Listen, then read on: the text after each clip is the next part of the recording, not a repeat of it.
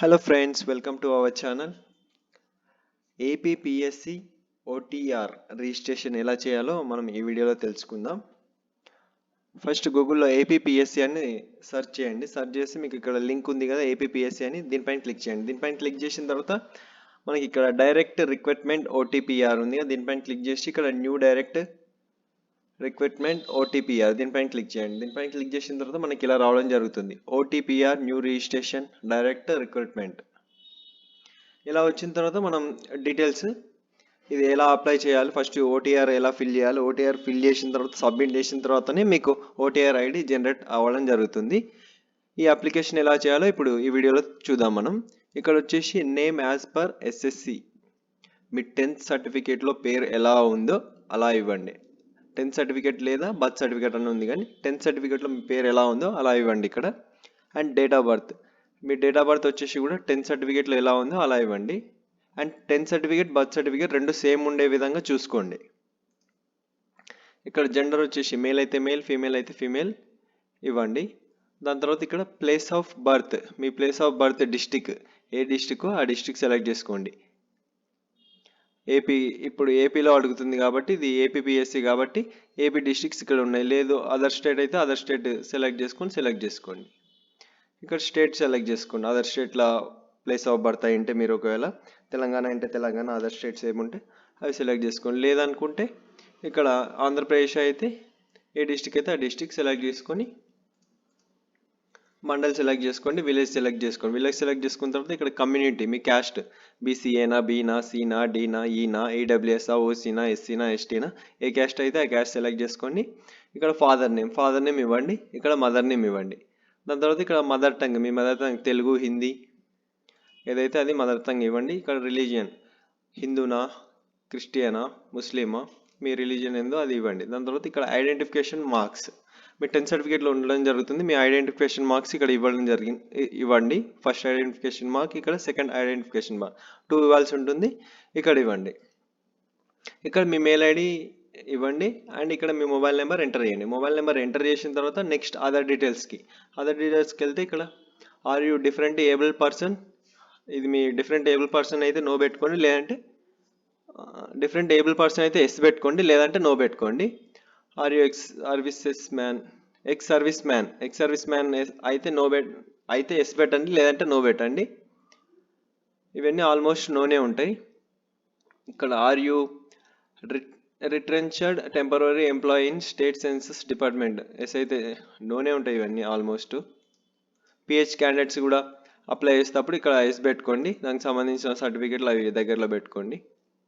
ఇక్కడ have you worked as a instructor in ఎన్సీసీలో ఏమైనా ఇన్స్ట్రక్టర్గా వర్క్ చేసిండ్రా అయితే ఎస్ పెట్టండి, లేదంటే నో పెట్టండి. ఆర్ యూ ఎంప్లాయిడ్, మీరు ఇప్పుడు ఎంప్లాయిడ్ అయితే ఎస్ పెట్టండి, లేదంటే నో పెట్టండి. Are you and ex employee in గవర్నమెంట్లో మీరు ఇంతకుముందు ఎక్స్ ఎంప్లాయీ అయితే ఎస్ పెట్టండి, లేదంటే నో పెట్టండి.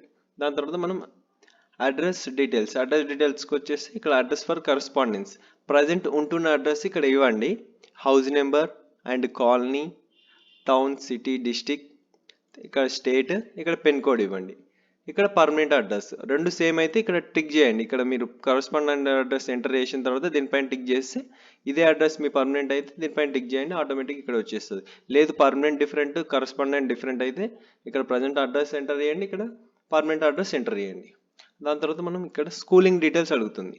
స్కూలింగ్ డీటెయిల్స్లోకి వస్తే ఇక్కడ రెగ్యులర్ స్టడీ అయినా ప్రైవేట్ స్టడీ అయినా రెగ్యులరే ఉంటుంది కాబట్టి రెగ్యులర్ స్టడీ మీద క్లిక్ చేసి ఇక్కడ మీ 4th క్లాస్ ఏ డిస్టిక్ ఆ డిస్టిక్ సెలెక్ట్ చేసుకోండి. Year of pass, 4th class ఏ ఇయర్లో పాస్ అయినరు, school name same. 5th class ఏ డిస్టిక్లో చదివినరు, ఏ ఇయర్లో పాస్ అయినరు, school name same. 6th class ఏ డిస్టిక్లో చదివినరు, ఏ ఇయర్లో పాస్ అయినరు, school name same. 7th class కూడా సేమ్, డిస్టిక్ నేమ్, ఎక్కడ ఏ డిస్టిక్లో చదివినరు, year of pass, school name.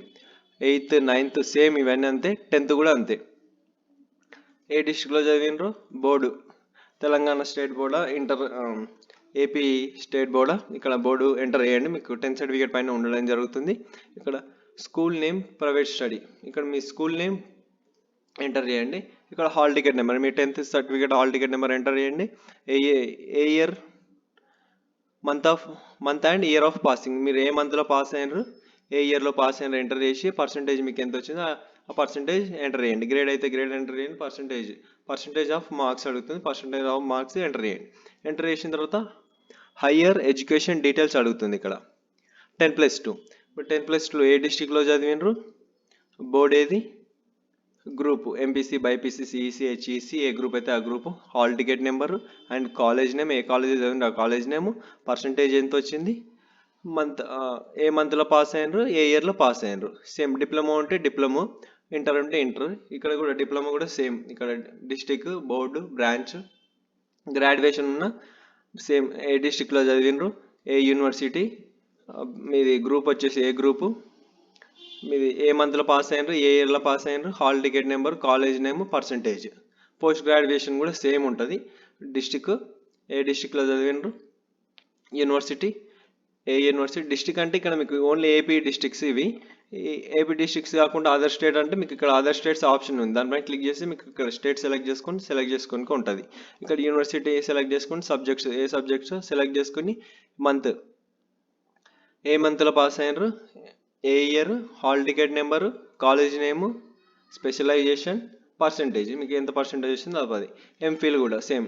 MPhil ఎన్ని కోర్సెస్ మీరు ఎంత పీజీ చేసింటే పీజీ, ఎంఫిల్ చేసింటే ఎంఫిల్, పిహెచ్డి ఏ వర్క్ చేసింటే ఇవన్నీ ఎంటర్ చేయండి.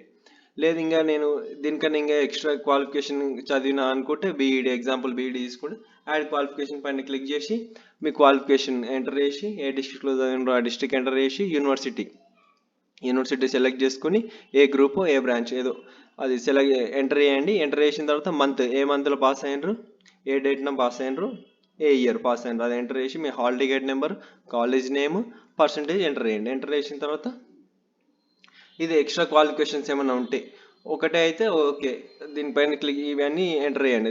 దాని తర్వాత మీకు ఇక్కడ ఫోటో అండ్ సిగ్నేచర్ అడగడం జరుగుతుంది. ఇక్కడ passport size photo and signature of the candidate. Passport size photo వచ్చేసి మనకి జేపీజే ఫైల్లో ఉండాలి. స్కాన్ కాపీ తీసుకోండి మీరు.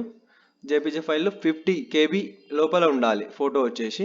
సిగ్నేచర్ వచ్చేసి 30 KB లోపల ఉండాలి జేపీజే ఫైల్లో. స్కాన్ కాపీ అయితే ఓకే, మీరు లేదంటే నార్మల్గా మీరు ఫోటో తీసి నీట్గా క్రాప్ చేసుకొని, ఓటీఆర్ కాబట్టి స్కాన్ చేసుకోండి. నియరెస్ట్ మీరు నెట్ సెంటర్కి వెళ్ళి స్కాన్ చేసుకొని వాళ్ళు రిసైజ్ చేసే ఇస్తారు. మీకు 50 బిలో అంటే రిసైజ్ చేస్తారు.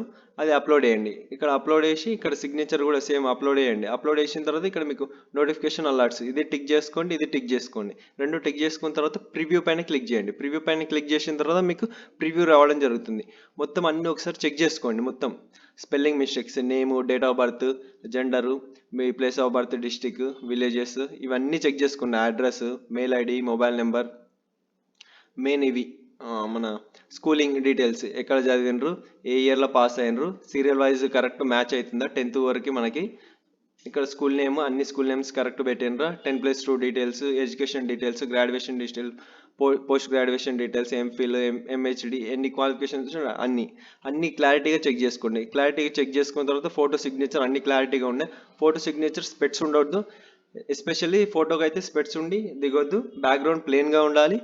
అది మాత్రమే అప్లోడ్ చేయండి. అప్లోడ్ చేసిన తర్వాత అన్నీ ఒకసారి చూసుకొని మీరు ప్రివ్యూ పైన క్లిక్ చేసిన తర్వాత ప్రివ్యూ చూసుకొని అన్ని డీటెయిల్స్ ఓకే ఉంటే దానిపైన సబ్మిట్ పైన క్లిక్ చేయండి. సబ్మిట్ పైన క్లిక్ చేసిన తర్వాత మీకు ఓటీఆర్ నెంబర్ జనరేట్ అవ్వడం జరుగుతుంది. దానిపైన ఓకే అని ఉంటుంది ఆప్షన్. ఓకే పైన క్లిక్ చేస్తే మీకు పేజెస్ ప్రింట్ రావడం జరుగుతుంది. ఆ ప్రింట్ సేవ్ చేసి పెట్టుకోండి. పీడిఎఫ్ సేవ్ చేసి పెట్టుకోండి. ప్రింట్అవుట్ తీసుకోండి. ఓటీఆర్ అయితే ఇంతే. అప్లికేషన్ ప్రాసెస్ అయితే మీకు ఓటీఆర్ జనరేట్ అయిన తర్వాత అప్లికేషన్ ప్రాసెస్ చేయాల్సి ఉంటుంది. ఓటీఆర్ వచ్చేసి ఇంతే. ఈ వీడియో నచ్చినట్టయితే మీరు లైక్, షేర్ అండ్ కామెంట్ చేయండి. కంపల్సరీ సబ్స్క్రైబ్ చేసుకోవడం మాత్రం మర్చిపోకండి. Thank you.